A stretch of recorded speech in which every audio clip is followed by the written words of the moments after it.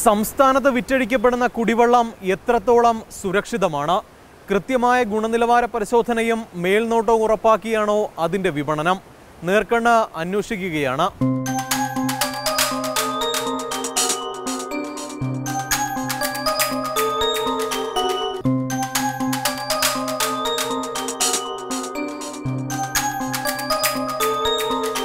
ഇതിന്റെ അടിസ്ഥാനത്തിൽ വൻകിട കമ്പനികളുടേതുൾപ്പെടെയുള്ള സാമ്പിളുകൾ വിവിധ ഇടങ്ങളിൽ നിന്നായി ശേഖരിച്ചു.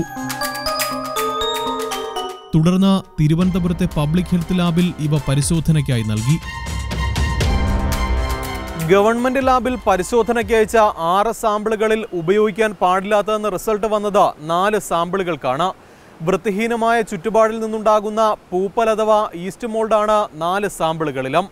ഇത് ശേഖരിച്ചതാകട്ടെ തലസ്ഥാന ജില്ലയിലെ ആശുപത്രി പരിസരങ്ങളിൽ നിന്നും.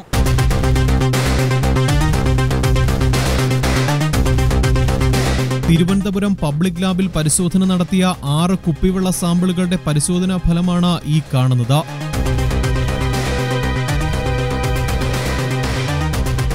നാല് സാമ്പിളുകളിലും ഈസ്റ്റ് മോൾഡ് അഥവാ പൂപ്പൽ സാന്നിധ്യം സ്ഥിരീകരിച്ചു. ഒപ്പം ഭക്ഷ്യസുരക്ഷ മുൻനിർത്തി ഇത് ഉപയോഗിക്കാൻ പാടില്ലാത്തതെന്ന് സർട്ടിഫൈയും ചെയ്തു.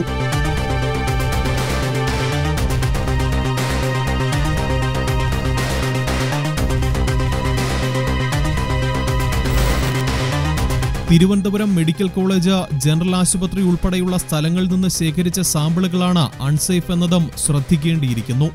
ഞങ്ങൾ പരിശോധന നടത്തിയ ചില കുപ്പിവെള്ള കമ്പനികളുടെ ബോട്ടിലുകൾ നേരത്തെയും പരിശോധനയ്ക്കെത്തി ടെസ്റ്റ് പാസ്സാകാതെ പോയിട്ടുണ്ടെന്നാണ് പുറത്തുവരുന്ന വിവരം. ചെറിയൊരു മേഖലയിൽ നിന്ന് ശേഖരിച്ച ചുരുക്കം ചില കമ്പനികളിൽ ഇതാണ് അവസ്ഥയെങ്കിൽ സംസ്ഥാനമൊട്ടാകെ വിതരണം ചെയ്യുന്ന ഏതൊക്കെ കമ്പനികളാണ് നമുക്ക് വിശ്വസിച്ച് ഉപയോഗിക്കാനാവുക? പരിശോധനയ്ക്ക് വിധേയമാക്കിയ സാമ്പിളുകളിൽ ഒന്നിന്റെ ഉൽപാദനം കേരള തമിഴ്നാട് അതിർത്തി മേഖലയിലാണ്. എത്രത്തോളം സുരക്ഷിതമായാണ് ഇവ നിർമ്മിക്കുന്നതെന്നറിയാൻ ഞങ്ങൾ തീരുമാനിച്ചു. ഇതിനായി ആ കമ്പനി കേന്ദ്രീകരിച്ച് ഞങ്ങൾ അന്വേഷണം നടത്തി.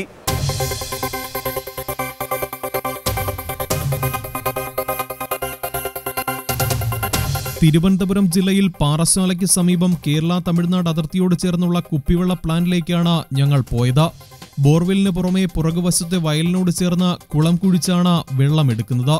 കുപ്പിവെള്ളത്തിൽ ഈസ്റ്റ് മോൾഡിന്റെ അംശം സ്ഥിരീകരിച്ചതിന് കാരണം ഇവിടെ എത്തുന്നവർക്ക് തന്നെ മനസ്സിലാകും. മാനുഷികമായുള്ള പ്രവർത്തനമായതിനാൽ തന്നെ ഗുണനിലവാരവും വൃത്തിയും എത്രത്തോളം ഉണ്ടെന്നതിൽ സംശയമാണ്. സംസ്ഥാനത്തെ ഒട്ടുമിക്ക കമ്പനികളും തുടങ്ങുമ്പോൾ പാലിക്കുന്ന സുരക്ഷയും മേൽനോട്ടവും പിന്നീടുണ്ടാകാറില്ല. ഇത് പാലിക്കപ്പെടുന്നുണ്ടോ എന്ന് ഉറപ്പാക്കേണ്ടവർ ആ വഴി പോകാറുമില്ല. മാത്രമല്ല, ഇത്തരം വിദൂര മേഖലകളിൽ ആരും അന്വേഷിച്ചെത്തില്ല എന്ന വിശ്വാസമാണ് പലർക്കും.